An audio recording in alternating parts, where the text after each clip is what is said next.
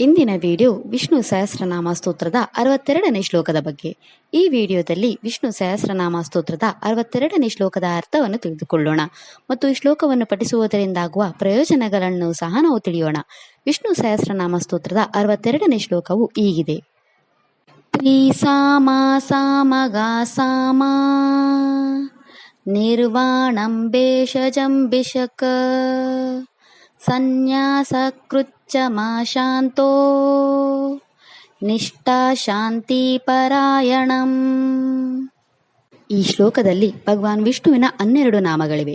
ಈಗ ಭಗವಾನ್ ವಿಷ್ಣುವಿನ ಈ ಪ್ರತಿಯೊಂದು ನಾಮದ ಅರ್ಥವನ್ನು ತಿಳಿದುಕೊಳ್ಳೋಣ. ಮೊದಲ ವಿಷ್ಣು ನಾಮವು ಹೀಗಿದೆ. ಓಂ ತ್ರಿ ಸಾಮನೇ ನಮಃ. ಈ ವಿಷ್ಣು ನಾಮದ ಅರ್ಥ ಭಗವಾನ್ ವಿಷ್ಣು 3 ಸಾಮ ಗಣಗಳಿಂದ ಪೂಜಿಸಲ್ಪಡುವ ಮತ್ತು ಸ್ತುತಿಸಲ್ಪಡುವವನು. ಎರಡನೇ ವಿಷ್ಣು ನಾಮವು ಹೀಗಿದೆ. ಓಂ ಸಾಮಗಾಯ ನಮಃ. ಈ ವಿಷ್ಣು ನಾಮದ ಅರ್ಥ ಭಗವಾನ್ ವಿಷ್ಣು ಸಾಮವೇದವನ್ನು ಆಡುವವನು ಅಥವಾ ಸಾಮವೇದವನ್ನು ಪಠಿಸುವವನು. ಮೂರನೇ ವಿಷ್ಣು ನಾಮವು ಹೀಗಿದೆ. ಓಂ ಸಾಮ್ನೇ ನಮಃ. ಈ ವಿಷ್ಣು ನಾಮದ ಅರ್ಥ ಭಗವಾನ್ ವಿಷ್ಣು ಸಾಮವೇದದ ರೂಪದಲ್ಲಿರುವವನು ಅಥವಾ ಎಲ್ಲಾ ವೇದಗಳಲ್ಲಿ ಭಗವಾನ್ ವಿಷ್ಣು ಸಾಮವೇದವಾಗಿದ್ದಾನೆ.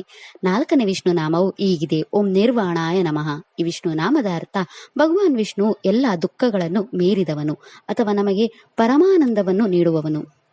ಐದನೇ ವಿಷ್ಣು ನಾಮವು ಹೀಗಿದೆ. ಓಂ ಭೇಷಜಾಯ ನಮಃ. ಈ ವಿಷ್ಣು ನಾಮದ ಅರ್ಥ ಭಗವಾನ್ ವಿಷ್ಣು ಎಲ್ಲ ಚಿಕಿತ್ಸೆಗಳಿಗೆ ಔಷಧವಾಗಿರುವವನು ಅಥವಾ ಅವನು ಸಂಸಾರದ ಎಲ್ಲಾ ರೋಗಗಳಿಗೆ ಔಷಧಿಯಾಗಿದ್ದಾನೆ. ಆರನೇ ವಿಷ್ಣು ನಾಮವು ಹೀಗಿದೆ. ಓಂ ಭಿಷಜೇ ನಮಃ. ಈ ವಿಷ್ಣು ನಾಮದ ಅರ್ಥ ಭಗವಾನ್ ವಿಷ್ಣು ಎಲ್ಲಾ ಚಿಕಿತ್ಸೆಗಳಿಗೆ ವೈದ್ಯನಾದವನು ಅಥವಾ ಎಲ್ಲಾ ಸಮಸ್ಯೆಗಳಿಂದ ನಮ್ಮನ್ನು ಗುಣಪಡಿಸುವ ಸರ್ವೋಚ್ಚ ವೈದ್ಯನಾಗಿದ್ದಾನೆ.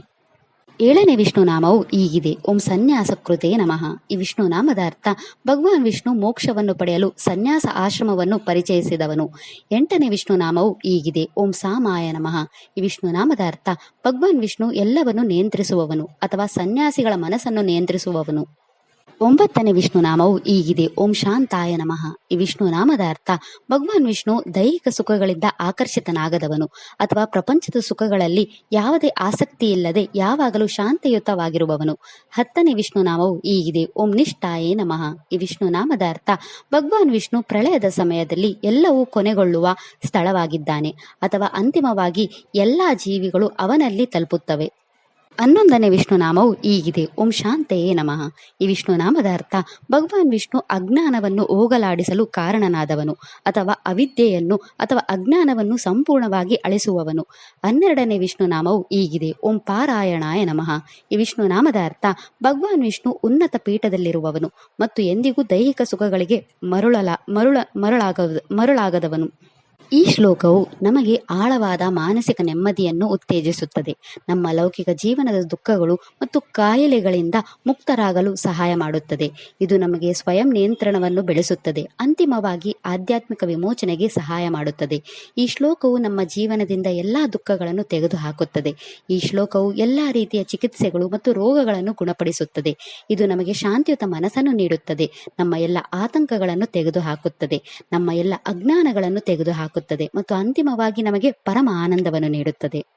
ವಿಶಾಖ ನಕ್ಷತ್ರಕ್ಕೆ ಸೇರಿದ ಜನರು ತಮ್ಮ ಜೀವನದಲ್ಲಿನ ಎಲ್ಲಾ ಸಮಸ್ಯೆಗಳನ್ನು ತೊಡೆದುಹಾಕಲು ಮತ್ತು ನಿಮ್ಮ ಜೀವನದಲ್ಲಿ ಎಲ್ಲಾ ಶುಭಗಳನ್ನು ಪಡೆಯಲು ಈ ಮಂತ್ರವನ್ನು 27 ಬಾರಿ ಜಪಿಸಬೇಕು.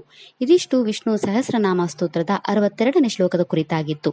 ನಾಳೆಯ ವಿಡಿಯೋದಲ್ಲಿ ವಿಷ್ಣು ಸಹಸ್ರನಾಮ ಸ್ತೋತ್ರದ 63ನೇ ಶ್ಲೋಕದ ಮೇಲೆ ಚಿಂತನೆಯನ್ನು ಮಾಡೋಣ. ಶ್ರೀಕೃಷ್ಣ ಅರ್ಪಣಮಸ್ತು. ಈ ವಿಡಿಯೋ ಇಷ್ಟ ಆದರೆ ಲೈಕ್ ಮಾಡಿ, ಶೇರ್ ಮಾಡಿ ಮತ್ತು ಚಾನೆಲ್ ಸಪೋರ್ಟ್ ಮಾಡೋಕೆ ಸಬ್ಸ್ಕ್ರೈಬ್ ಮಾಡಿ. ಧನ್ಯವಾದಗಳು.